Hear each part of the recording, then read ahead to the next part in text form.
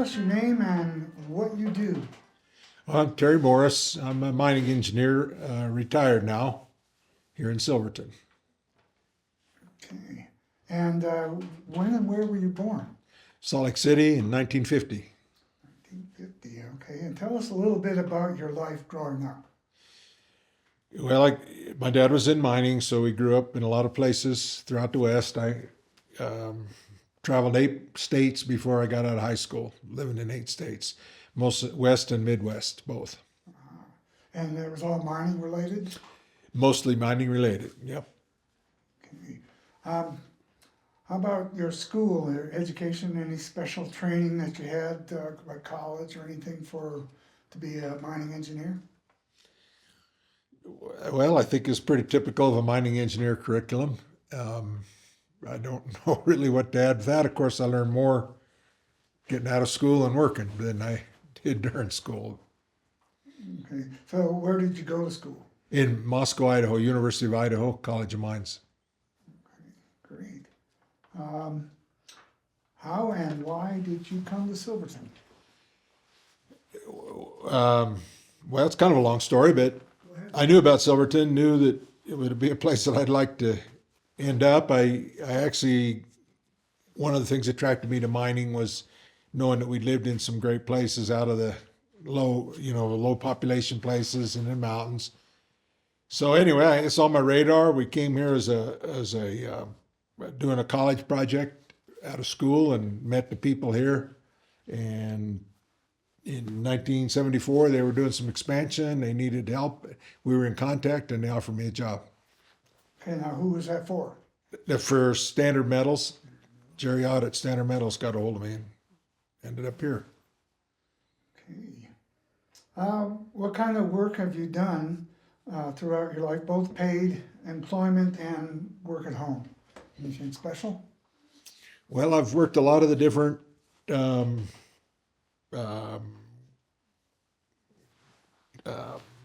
careers, tasks that a mining engineer might. I've done research on ventilation. That was my first job. I've worked a little as a miner in a subway tunnel in D.C. to spend a year here mining. While after I was an engineer, I went mining and then moved on to supervision. And then throughout my career, it's from engineering to production to mining, actually doing the work. Spent 4 years on the dam in Durango. That was started out to be an underground job for the tunnel, but it turned out to be the project engineer for the whole dam and outlet works and pumping facility, everything. Okay, I'm not familiar with the dam. What dam is this? Animas La Plata project was the dam down in Durango. It's Lake Nighthorse now. Oh, okay. That was in the 90s, I guess. That was, 2000s that was being done. Is that named after Ben Nighthorse? I'm sorry? Is that named after Ben Nighthorse? Yes, Campbell? it is. Yes. Was that his ground or something? Well, it was a long story of settling Indian rights that started clear back in the 1960s or 70s with a potential dam out at Howardsville, or between here and Howardsville, that took on many different plans and discussions through Congress and stuff, but finally was called Animas Light. The dam wasn't quite as high. Just several changes that took place, but it was finally done to settle water rights with the tribes, the Ute tribes, both of them, the Southern Utes, the Mountain Utes, and I believe that water is now being used by the town of Durango, or will be soon. Okay. And so, exactly what is the job of a mining engineer? Well, it takes on a lot of different ways. You can, I guess, a typical division is being a designing engineer. Can be planning the mine workings, which is what I was more involved with as an engineer.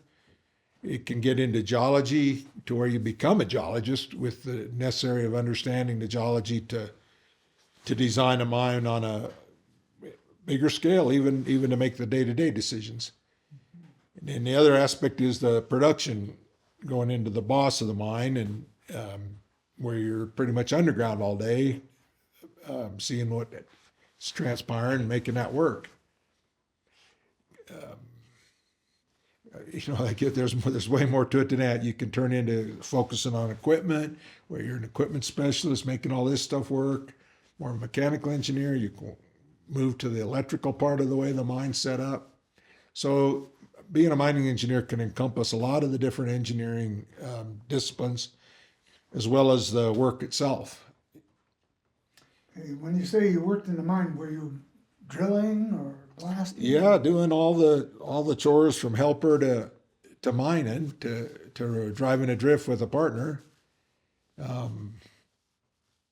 Not that I spent a long time, but I had about 4 years of actual work underground, hands-on mining. Okay. And when was that? Where was that? When was that? Oh, it kind of spattered throughout the career. It was in the 70s when I came here. I worked as an engineer for a year and then went mining. In the 80s, I spent a year helping a contractor with different mining projects. Some of it was on the surface. I mentioned DC, going to school in Idaho in the Coeur d'Alene district. I started working in the summers up there. And actually started working around the mines when I was in high school, in Cobalt, Idaho, where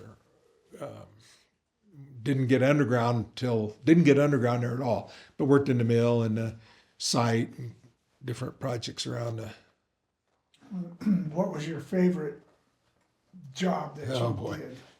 I liked it all. I certainly, looking back on it all, there was probably a time when I didn't like it at all, and then looking back, I can't say there was a thing I did that I didn't enjoy doing. So it's hard for me to pick a favorite, to be honest. Working here in the 70s was kind of my first go at really being entrenched in the community, the mining culture, the hands, and that I'll never forget. But it's all been good. And that was here in Silverton for the Sunnyside, was that? Yeah, early on in my career, a couple of years after I got out of school, I was here working at the Sunnyside mine. Okay, wait.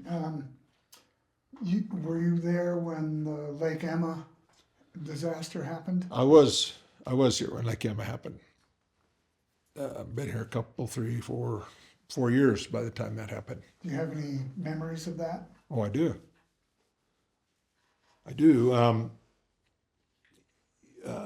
Yeah, my memories go back to when we first started planning the stopes and being aware of a concern there, and hearing the different solutions to it. The main plan was we were going to stop mining roughly 60 feet from below the lake, and so I was aware of that planning, and then I was actually the underground foreman when the lake came in.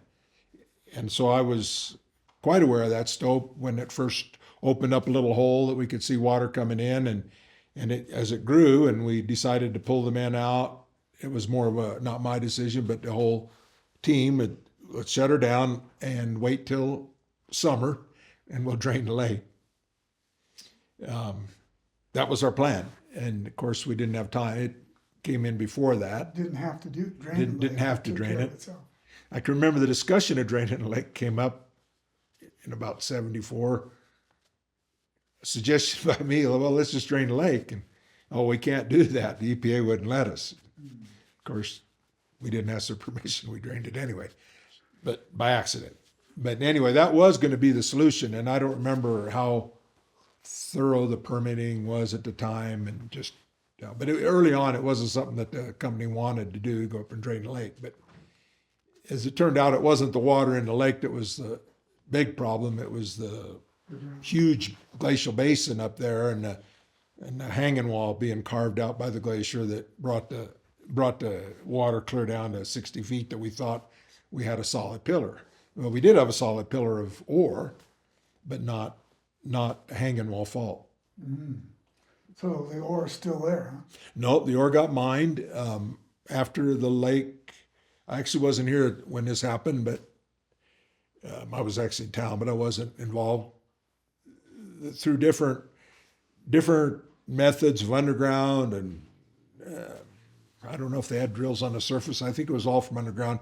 It was long holed and blasted after all the mine was back in operation. A trench was put around the hole. It was, a safe area then, but it was open to surface, so it was kind of mined as a glory hole, and that ore got mined, or most of it. I understand that they shut down the mine for a period of time to clean out the tunnels and then reopened. It took 2 years to clean up the mine. We had to clean the mud out with the typical equipment we were using, which on F level it was 12B mucker, which actually Colorado gave to us because all of our equipment was underground. Colorado had just shut down, and they gave us electric motor. We might have had an ore car, I can't remember, but they supplied us with the minimum equipment we needed. We didn't need much. One Loki, one car, and one mucker, and we just slowly mucked out the F level, the Terry Tunnel level, and that took a year. And then we had to shut down for the winter, trying to work up there in the snow, and then the next year we came back and timbered the shaft. And by the time we timbered the shaft that second summer, the American Tunnel had been mucked out, the 2 miles of that. And I believe that they were doing it the same way with muckers and rail cars. They were, yeah. So most of the water went into the American Tunnel?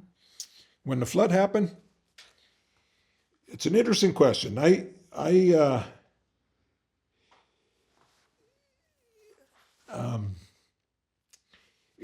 For the longest time, I couldn't understand why it didn't go out to Terry Tunnel. But when we bucked into Terry Tunnel, the timber that was stacked along the side of the drift was just embedded in mud. It was like there was no force there to disrupt anything.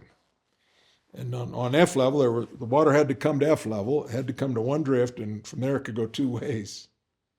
And whether the mud flowed out there first and dammed the Terry Tunnel and pushed the water to the American Tunnel, but the water came out the American Tunnel. The Terry Tunnel had a steel gate at it that was, when after the flood we went to look at it, and it was jammed up with timber and mud. A little timber, not a huge amount. Like I say, as we mucked in the little stacks of timber, we couldn't figure out why they had moved, but the mud had pushed up against the gate and it didn't come out. In fact, we blew out the gate. We blew up the gate thinking that we were going to get a flush of water. We were sitting up on the hill up above it. I'd sent my brother down to Eureka to make sure nobody was in the creek down there, and nothing came out. The door blew off, the gate blew off, but the mud was just parked there. It wasn't wet. It was wet, but it wasn't flowing wet to where. Yeah, so most of that water actually came down into Gladstone, right? The American Tunnel. Yeah, came out the American Tunnel. And how that equated with the mud, I just don't know. I don't know. Some indications told me that the mud had come in first, to a certain point anyway, and it dammed up in the F level tunnel, but the water came by and flushed it all out on the F level portion to the ore passes, to where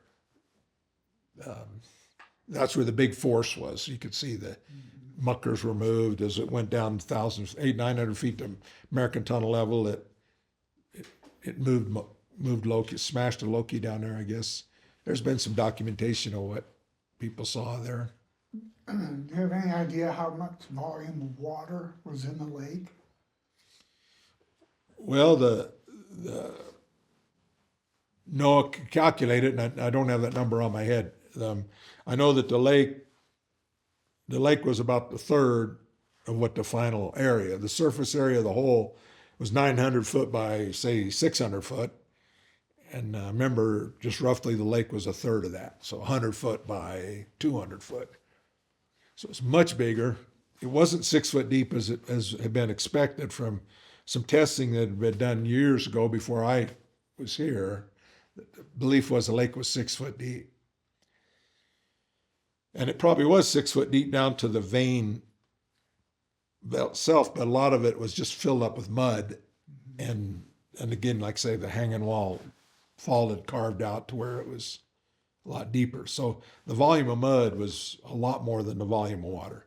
And that's the cleanup was really excavating 2 miles of tunnel on Merrick Tunnel and 1 mile on an F level, just excavating mud, and then on into the workings as well. But it was just full of mud. It's calculatable volume, but I don't know it. Yeah, okay. I guess it. So at the Sunnyside, what were they mining? It was gold, silver, lead, zinc, and copper. Polymetallic, we call it. Mostly silver? No, in terms of dollars, gold was, depends on the price of gold, but as my memory was, gold was roughly 40 to 50% of the value. Zinc was probably second at 20 to 40%. And then lead, zinc, and copper were less. As far as volume of metal, that's different, but that was just as we remember from prices. Okay. So what got you interested in mining? Was it something you started when you were a kid, or? Well, I grew up, like I say, around mining. Didn't plan on going into mining because that's what my dad did. I wanted to do something different.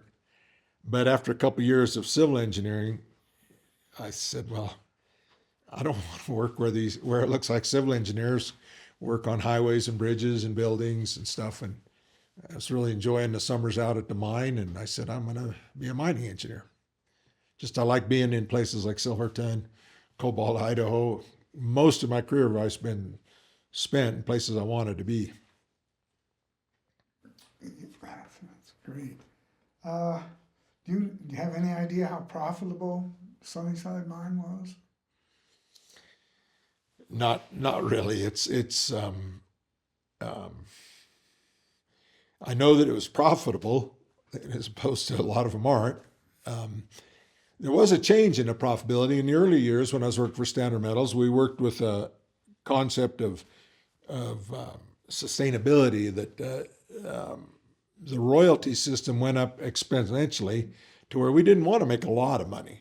We wanted to keep proven reserves, and longevity was the focus of the ore body. We were pretty aggressive exploring. Alan Bird had come up with some pretty good theories on where the next vein would be, and they proved out. We spent a lot of time looking at mining in very marginal places. Not that we were wanting to lose money, but we were wanting to have enough low grade to balance the high grade to keep us out of that exponential royalty.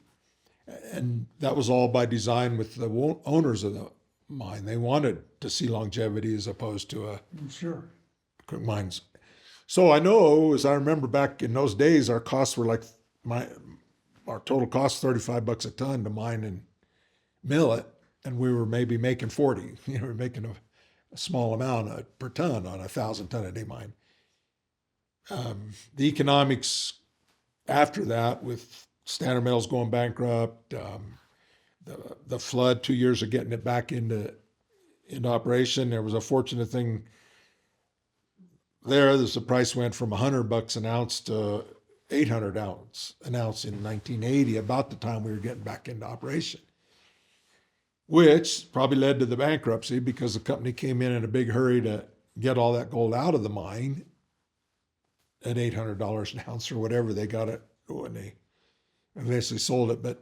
And I'd left by then, but I just remember that there was a difference in the way Standard Metals operated. And there was 4 vice presidents chasing around trying to be number 1 vice president, and they were, we called it free pulling the stopes. It was a shrink stope mining method that tied up 60% of your ore until the stope was completely done, which could take a year to a year and a half to accomplish. So, or even longer, 2 years.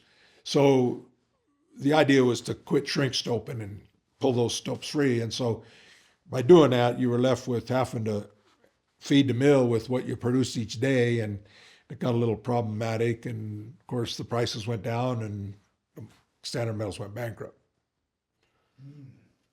So they weren't economic at that point.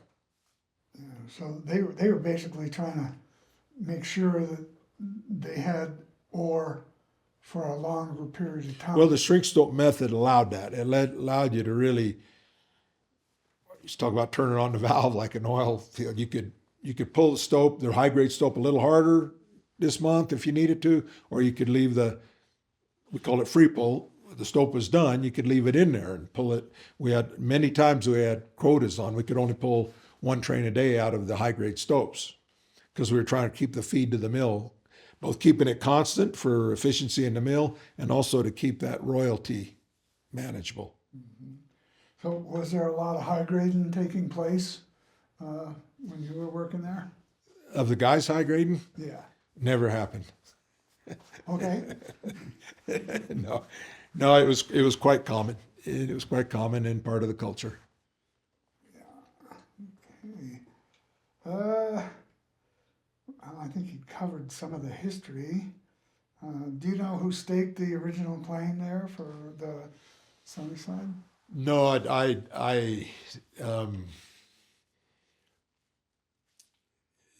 know that with that first Baker's party, that when they came in here, this is a little history I remember, maybe more than I do about that. But the first guys that came here, they said, "Well, we'll each stake a claim," or everybody.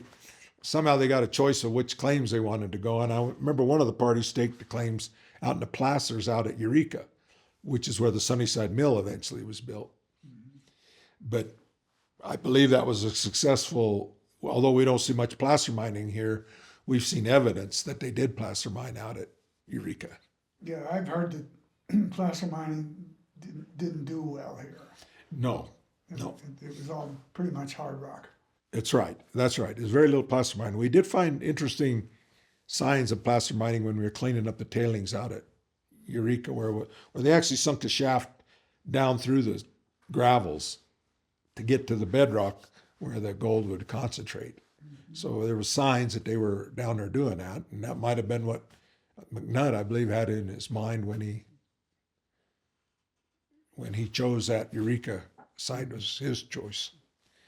So you're saying basically that some of the earliest claims came from people from the Baker's Party, is that right? Well, they were aware that the ground was open to claiming, and I think I was even before the treaty. It probably wasn't open to claiming because it was before the treaties, but it was all tied together in my mind. I don't know the history real well, but just in general, staking claims in the mountains was part of the reasons they're out here exploring it.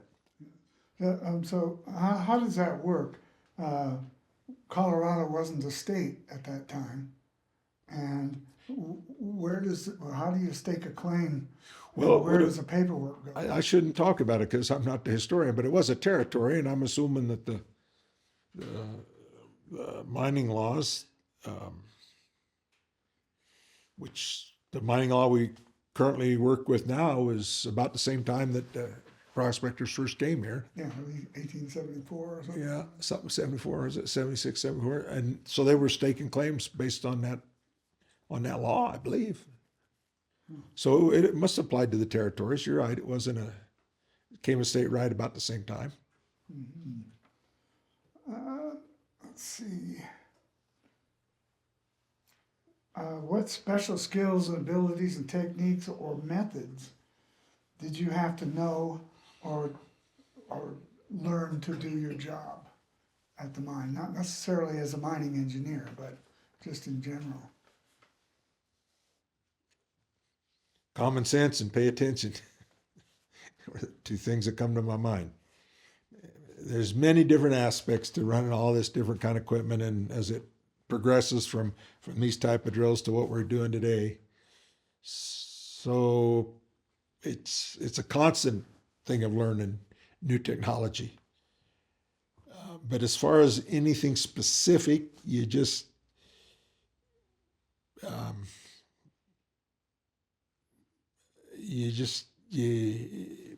paying attention and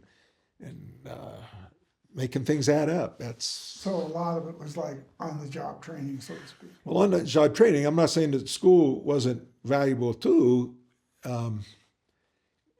but to say that the things we learned, a specific formula here or there, might have been used from time to time. But for my career, not being in design so much as operations. It was just having that background of how physics worked and just background and making what you saw on the ground make sense to the physics and stuff that you'd learned and what you observed as you grew and learned through your career. Okay. So like we just said, a lot of those skills were learned by doing. A lot learned by doing. Did you have any special tools to perform your job as an engineer? Or? Well, as an engineer, I saw quite a range of tools. You know, when I first started helping a surveyor at the mine in Idaho, we were using logarithms in a machine. You punch in these 9-digit logarithm numbers to calculate your triangles for northings and eastings. To slide rules, it was not until I'd come to Silverton that I had a calculator to do those tools. And of course, it's grown from there to where you do a whole 3D model in the computer. So on the engineering part of a mine, it's changed a lot from drafting plans and sections by hand from what you knew existed to it all being put into a computer and it being able to turn into a 3D model that you can assign the parameters of any sort you want, and it can design drifts, it can tell you how big your ore body is, it can do all these things to the point that the information that's being given is accurate. And, I guess in the end, I don't know if it's better or worse. For me, the model is taking away the feel that you have by doing the sections and the plans of actually knowing intuitively more what it's taken to get from here to there. But at the same time, the computer can do things a lot. It can do a lot of what ifs, it can address a lot of options faster. And I'll just say that the key there, from what I've seen, is making sure you're dealing with good data and good model extraction. You know, you're saying that you see this and it's going to mean something else. Well, sometimes that's not true. So paying real close attention to the way the computer models the data that you used to just do physically in your head, which you could make the same mistake. It's just that you were more attuned to whatever mistake you were making because you were going through that process yourself. Right. And so you must have worked pretty closely with the surveyors? Certainly early in my career, I did a lot of surveying and in fact, even spent the 80s working independently, doing a lot of surveying for the mines around the county. It was kind of the gold rush back in the 1980s when price did go to 800, dropped down to 400 eventually in the 80s, maybe even 350. But yeah, I was working in a lot of mines doing surveying of tunnels and yeah, that is a big part of mine operations. Yeah, well, you got to plan the whole thing. For both planning and actually making it happen and knowing that you're not heading in the wrong direction and that you see something that you think is the vein that's heading this way and you find out that through survey that it's not going that way, it's headed a little bit this way and it's something new that you need to pay attention to. Yeah. Well, I've been familiar with some of the mine maps that the surveyors produced, and they seem to be dead nuts accurate.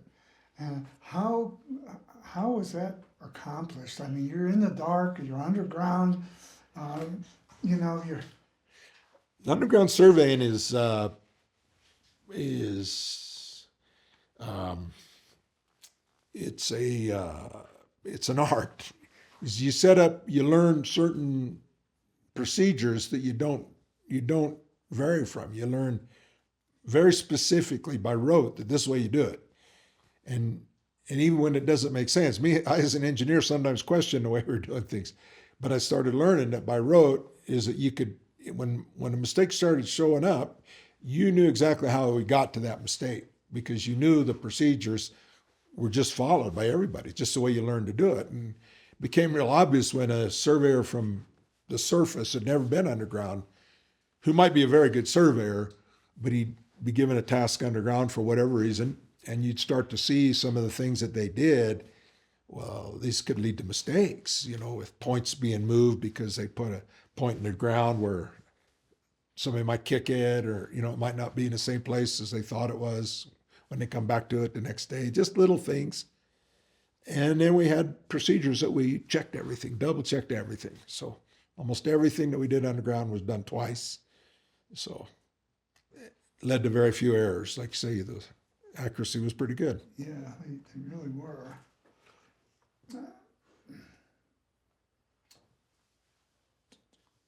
Do you recall any accidents that occurred while you were working?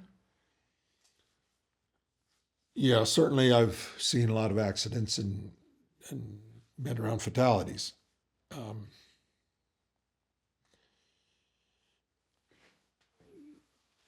It's a whole topic for a safety discussion to go through all the things that I've seen, the near misses, the accidents. Mm. Well, do you have maybe a little story that you could So relate to us? yeah, and I'll say that this in my career is that my last years were in Mexico, the last 10 years or so overseas. And I kind of learned that all the things I'd learned up to that date, that they became pretty workable when I was in Mexico of addressing how we reduce these accidents. And a lot of it was getting people to tell you really what happened. A lot of it was getting to the truth of the accident.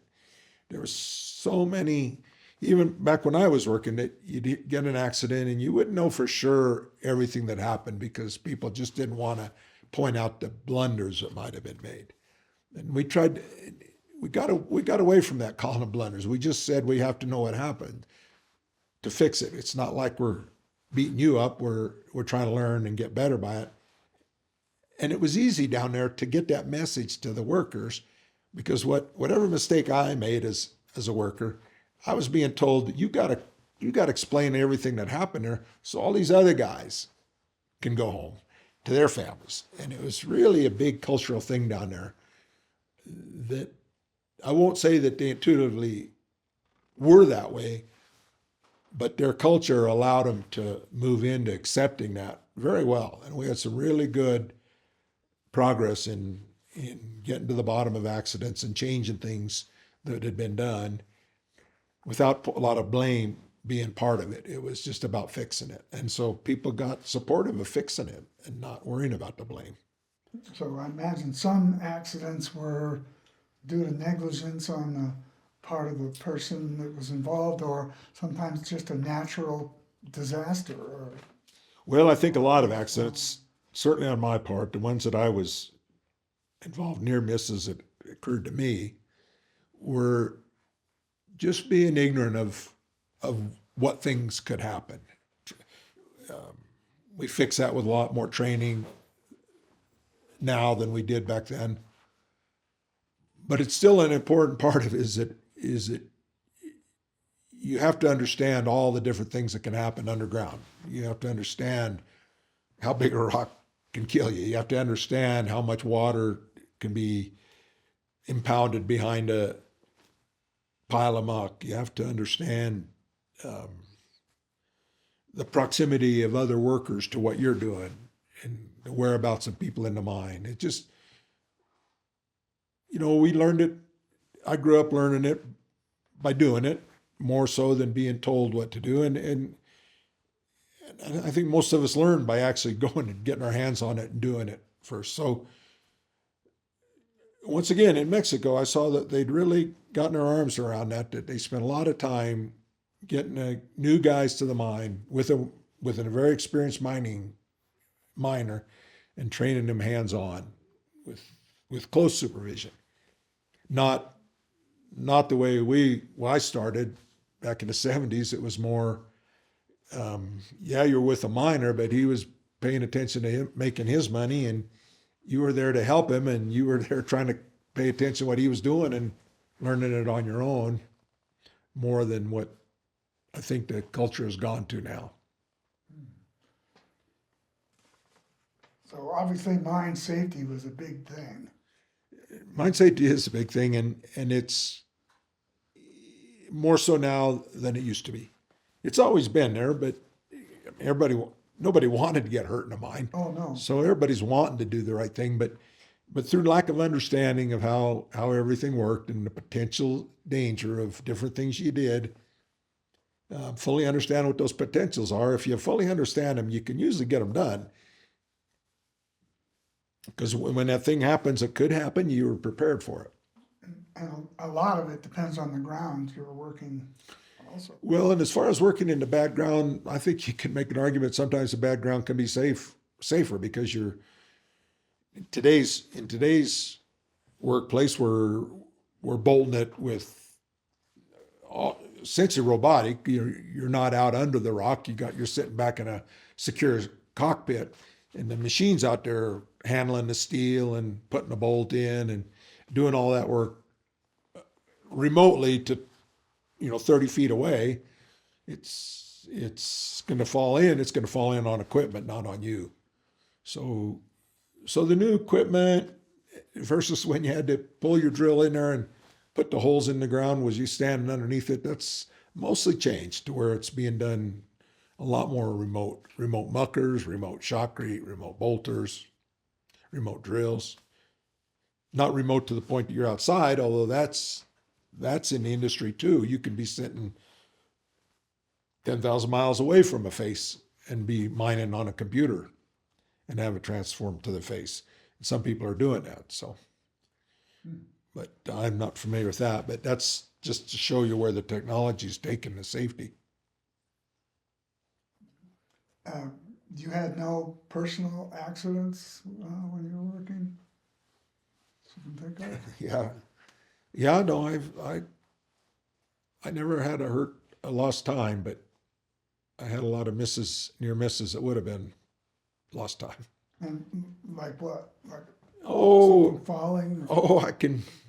Here in the sunny side, I was chasing a guy around a mine that was hiding from me and climbing down a ladder, kind of mad. In fact, I'll say that getting mad and is a good time to get hurt.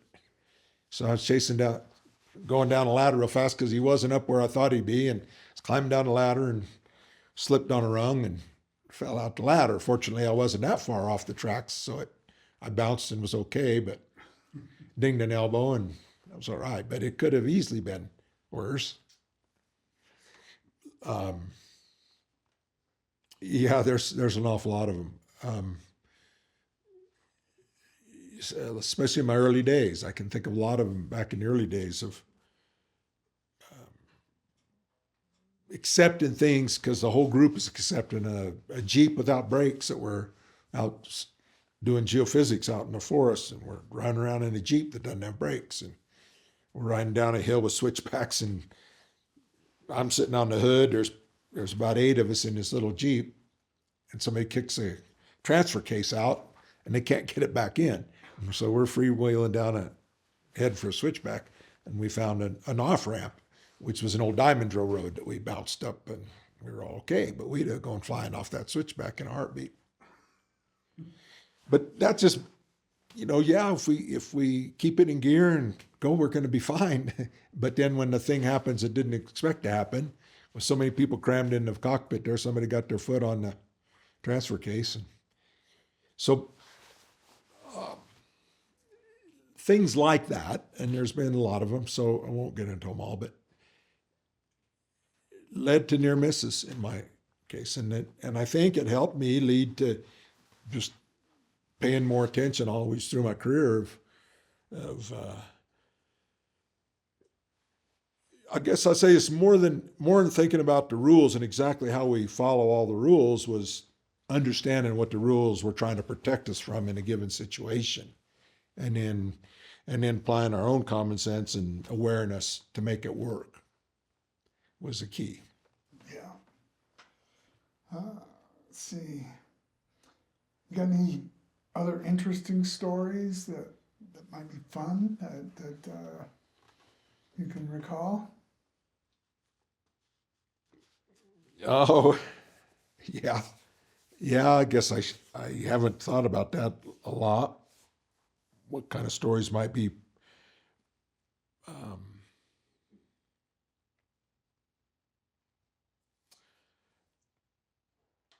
pertinent to here. Maybe it's coming later. I guess I thought about this, the labor union part of the mining is that we had what we called a miners committee here in Silverton, Standard Metals, back in those days in the 70s.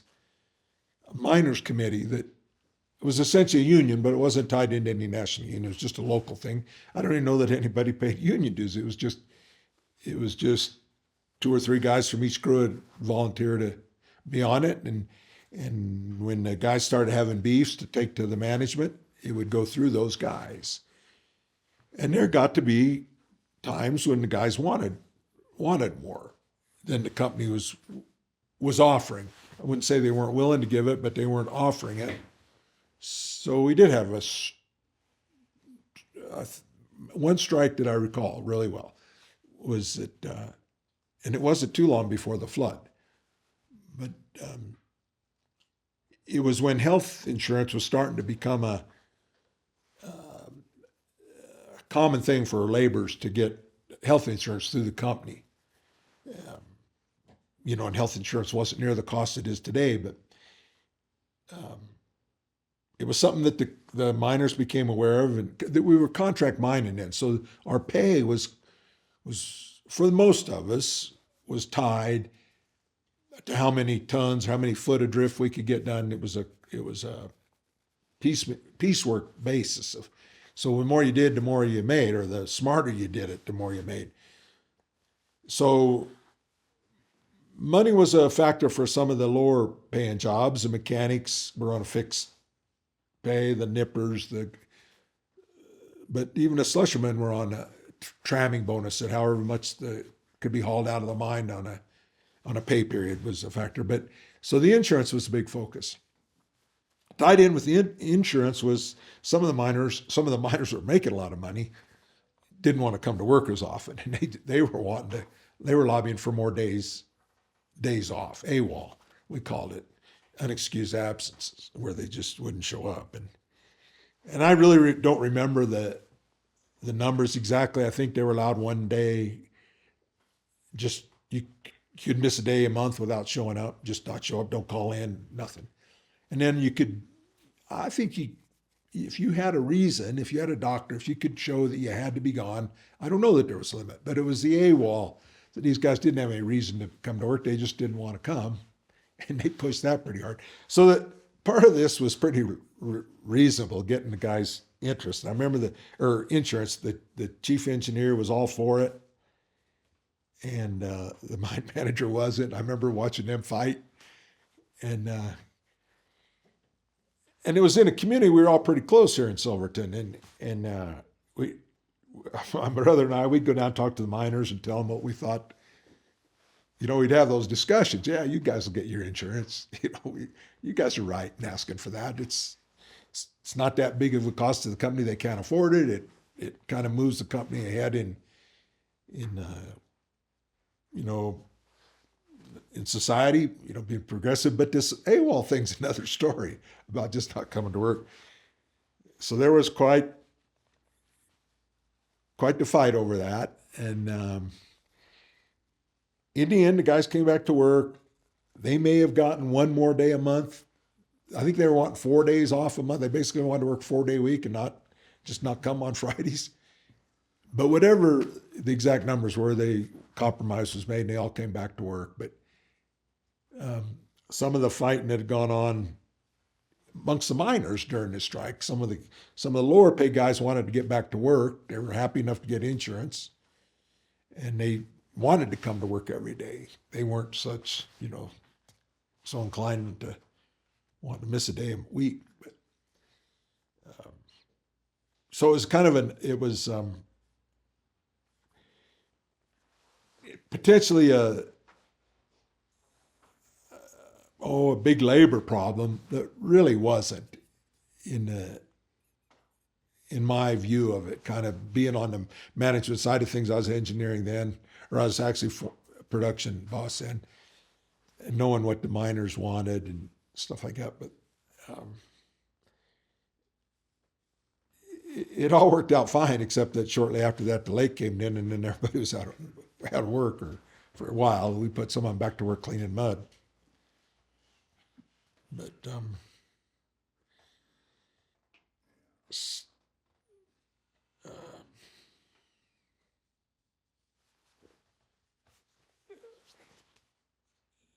yeah, I guess I'd need some. I'd probably be more full of stories if I was with.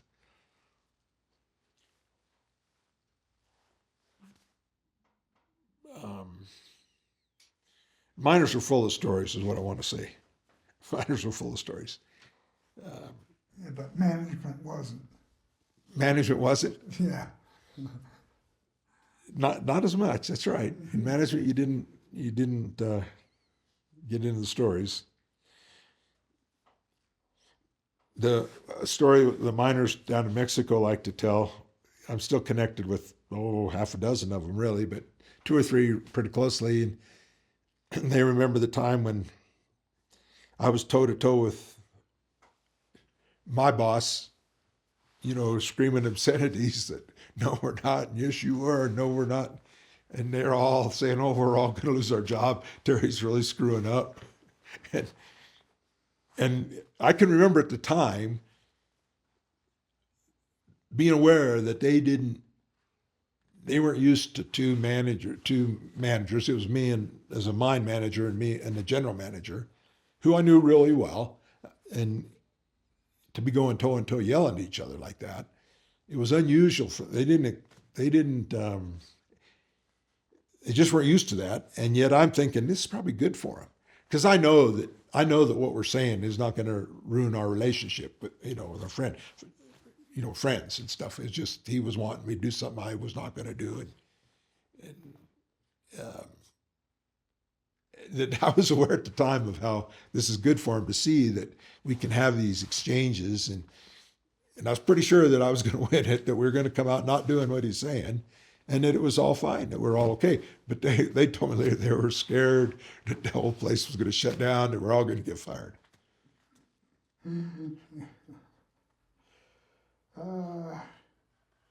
So you kind of touched on the unions, because Sunnyside had their own internal organization to kind of look out for the miners. Right. But there was no real union activity in this area as compared to like Telluride or Ludlow or. Well, and even that union activity, it was here too, but it was back in the earlier days, and it was more prevalent. That's right, over in Telluride.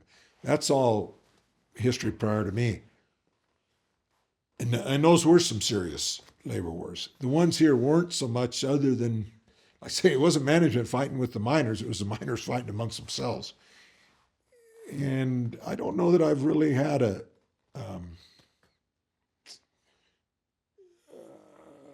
think I've worked some union jobs, but they were never, I don't remember a union strike. I don't remember big labor problems in my career.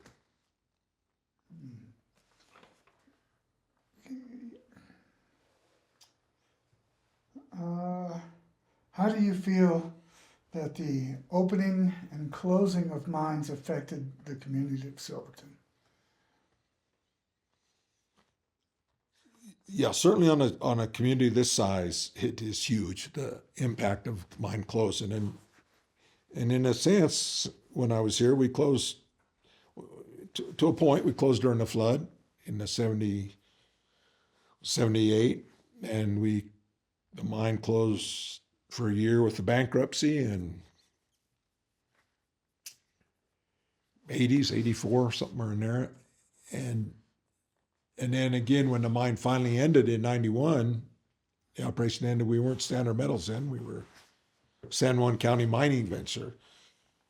It was a conglomerate, a joint venture of 3 different companies. But I remember that one very well, because that was the end of the foreseeable reserve. We didn't have a reserve. It was like, it wasn't because of a flood or because of management spending money somewhere else that there was just nothing left to mine.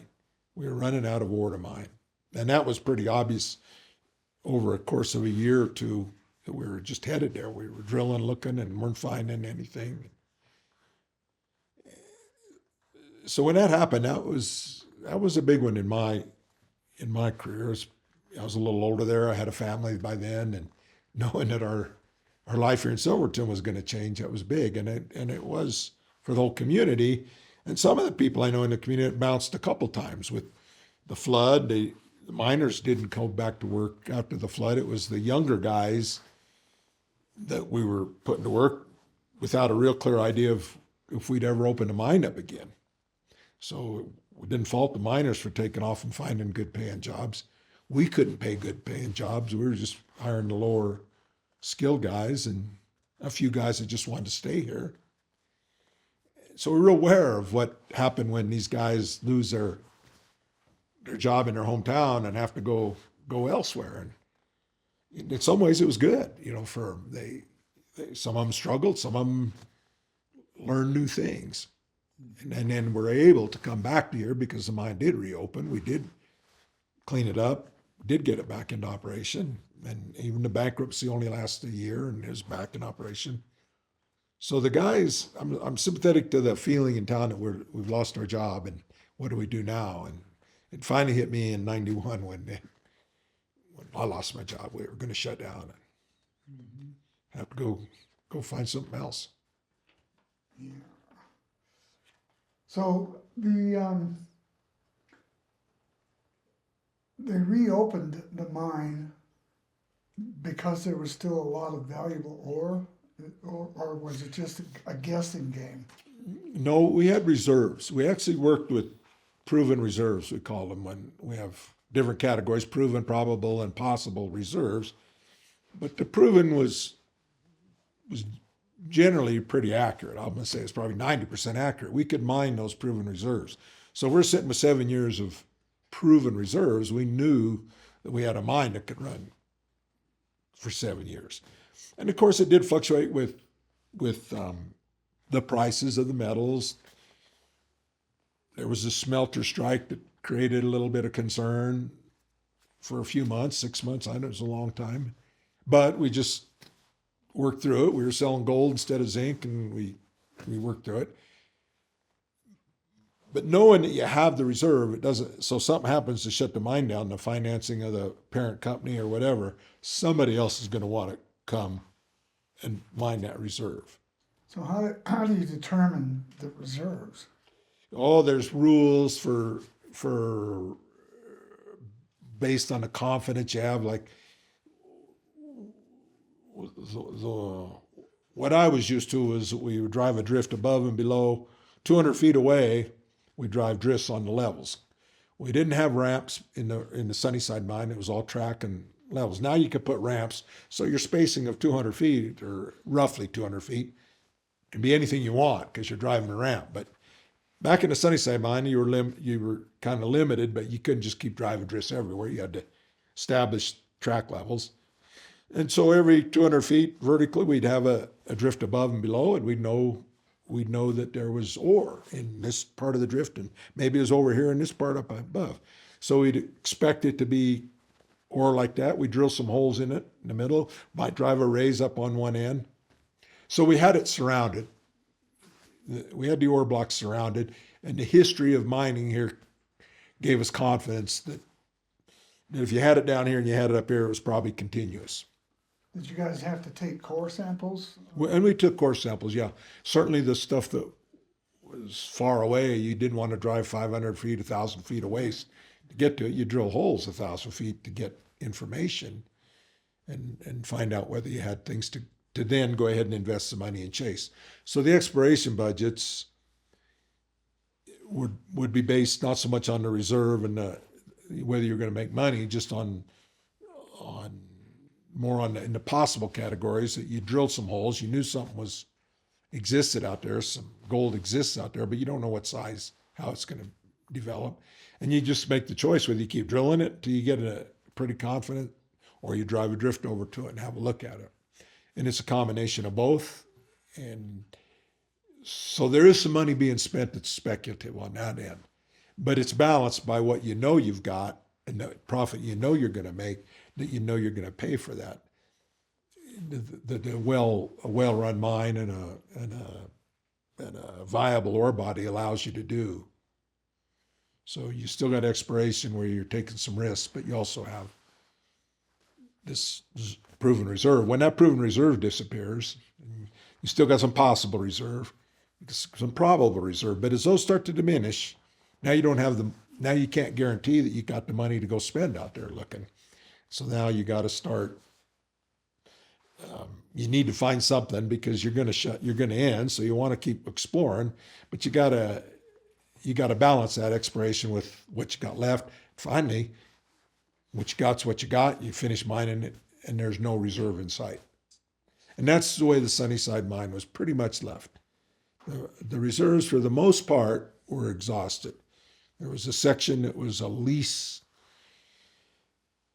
The company didn't own the ground, they leased the ground, so they were paying royalties to different other companies, and it wasn't that many here, but it was a few, more than one, more than two, more than three, but it was primarily 2 or 3 leases that they had, and that there was one lease that settled. We never got into an agreement, and so there was some. It wasn't such high grade gold there, but it was lead and zinc that I know was left behind, and maybe not in huge quantities either, but there was a little that just the agreement with the lease agreement wouldn't have made it ore.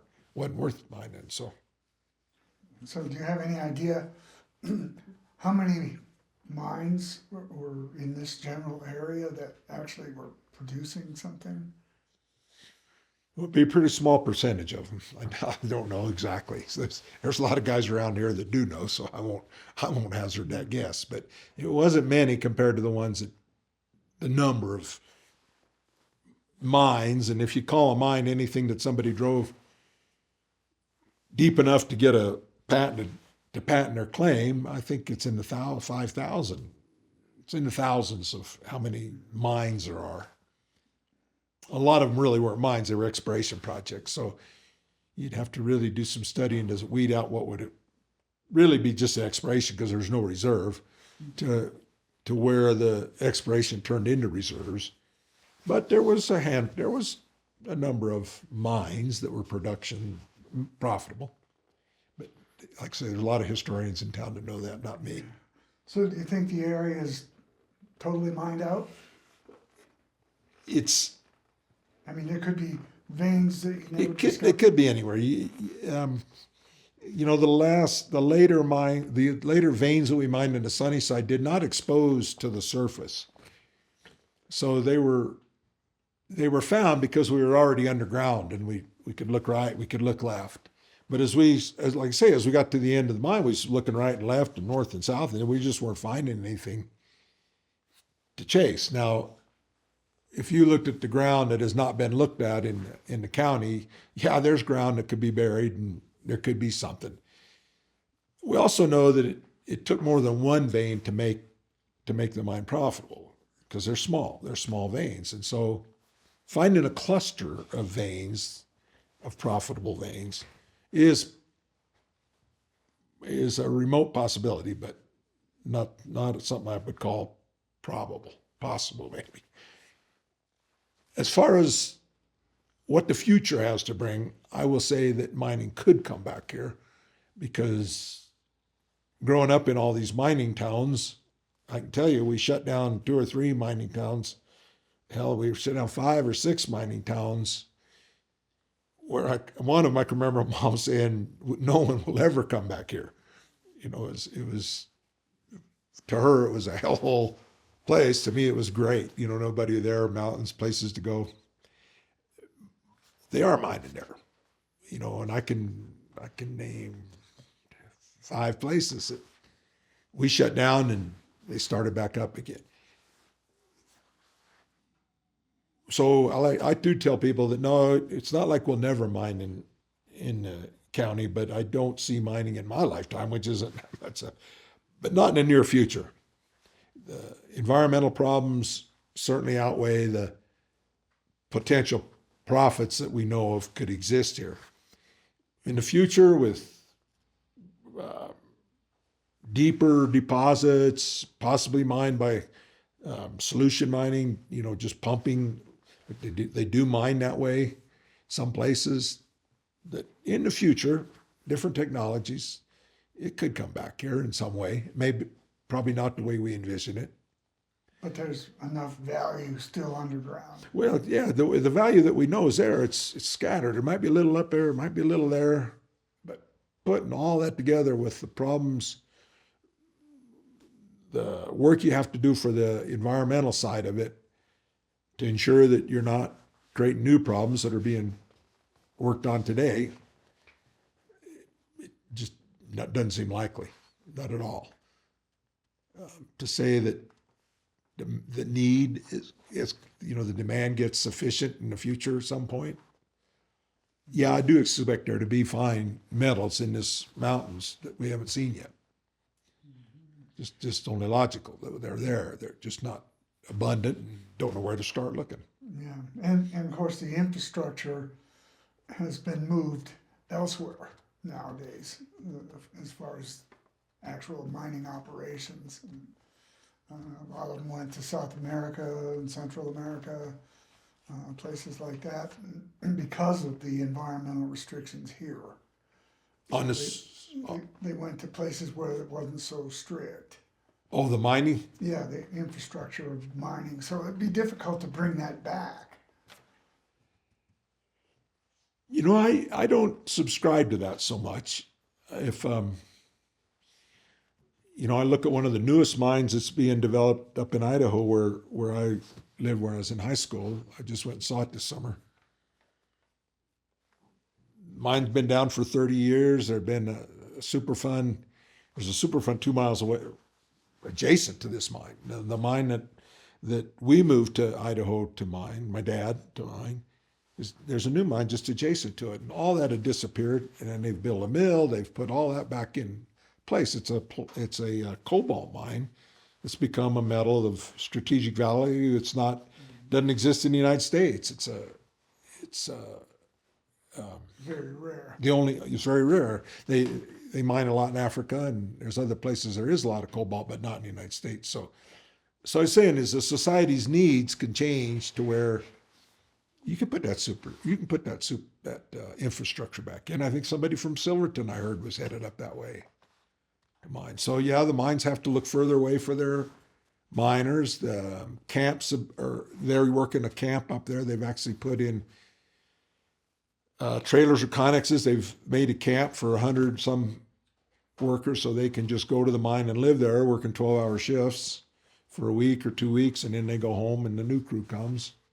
So there's changes that are taking place that we don't see here in Colorado, elsewhere, that I don't see the infrastructure as being an insurmountable problem if the ore body and the need for society exists. And I don't see that here in San Juan County right now, but we don't have cobalt here and don't likely have cobalt here, but who knows? So is cobalt considered a rare earth material? No, I don't think it's a sulfide like copper. It's a base metal sulfide, but it is used in the battery industry, in the electrical vehicle, EV vehicles. I think its primary use was in steel alloys. It was used in the war, in World War II. It really took off. It had already been, the deposit had been found, but it took off in World War II up at cobalt. I think more for shells, for ammunition, we didn't have rockets back then, but I think it's been incorporated into rockets today. Can you give us a kind of a definition of what exactly rare earth metals are? What rare earth metals are, huh? Didn't Fetch fill you in on that? Well, kind of, but we like to double check things and I don't. got interested a little bit because it became a talking point. I was contacted once about rare earths here. And I don't know that rare earths are so much rare as they are hard to process. So difficult to process that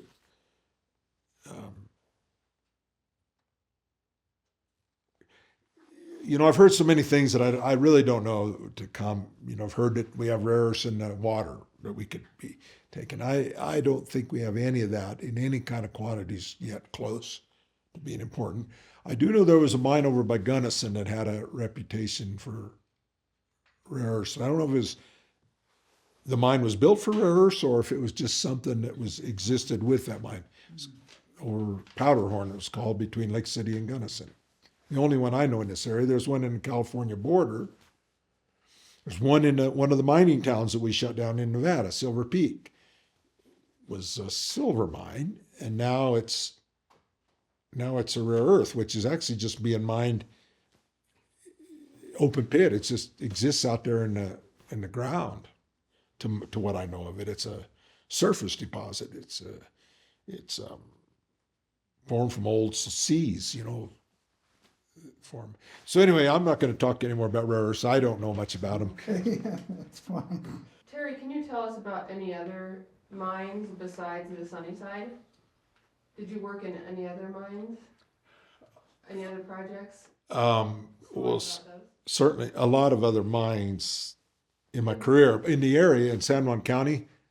I worked in the Gold King. I worked in a lot of them just surveying. So I'm familiar with, some I'm not at all familiar with this. Some of them I am because I surveyed them.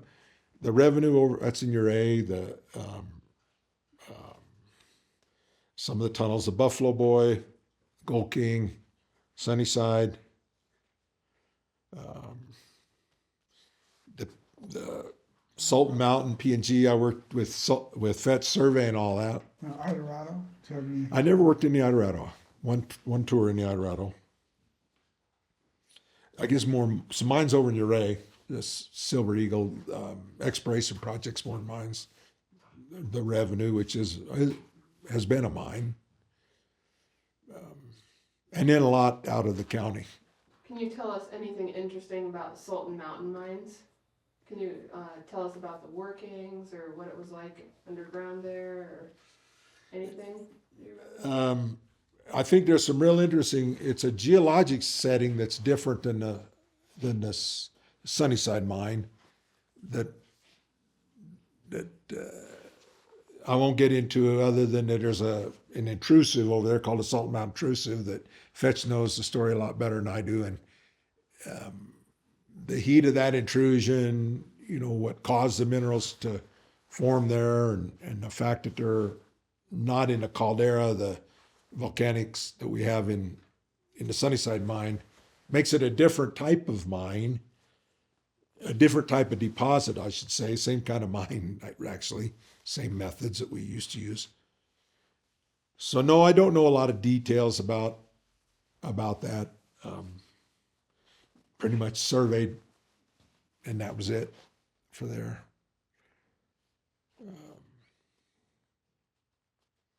The Ezra was an interesting mine up Raster Gulch that the actual tunnels caved in now. You can't get in there, I don't believe. But there was a shaft inside that Ezra, you went down a shaft, as I recall. And there were some interesting workings in there. And it was copper, as I remember, and they were profitable during the early 1980s when the ores being milled out at Baker's Park. I think it was before P&G. It was called Baker's Park Mining and Milling or something like that. But it might have lasted a year. The Brooklyn mine, I spent a little time in it, and I think they produced some ore that was actually ore that was milled out at Baker's Park. It might have been P&G by then. There was a P&G operation in. Well, I guess the last question I have is, do you belong to any organizations affiliated or not affiliated with what you did for a living? I've never been a big organization through my career, but right now I'm involved with the Citizens Advisory Group with the Superfund.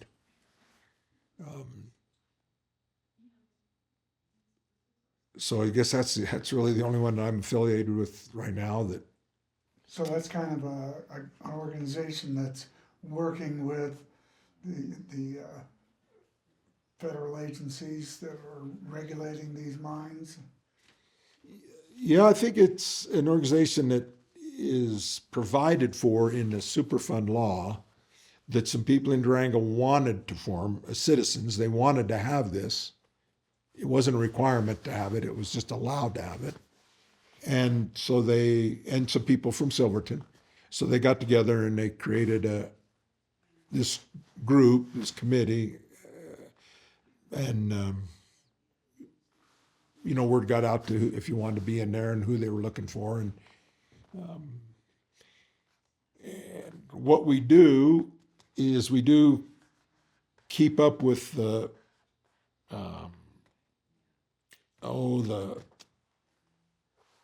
public information that the EPA gives the public, but they do direct it to us and let us know what they're planning to do in the area, and they do listen to us as we express concerns, but we really don't get involved in their decisions at this point.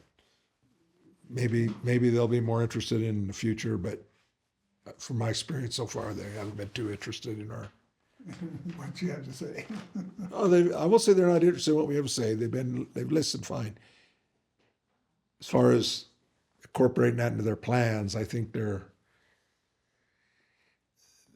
protocols, it's just a big agency that's hard to change what they're going to do, and I just haven't seen where things that we've talked about have made much difference.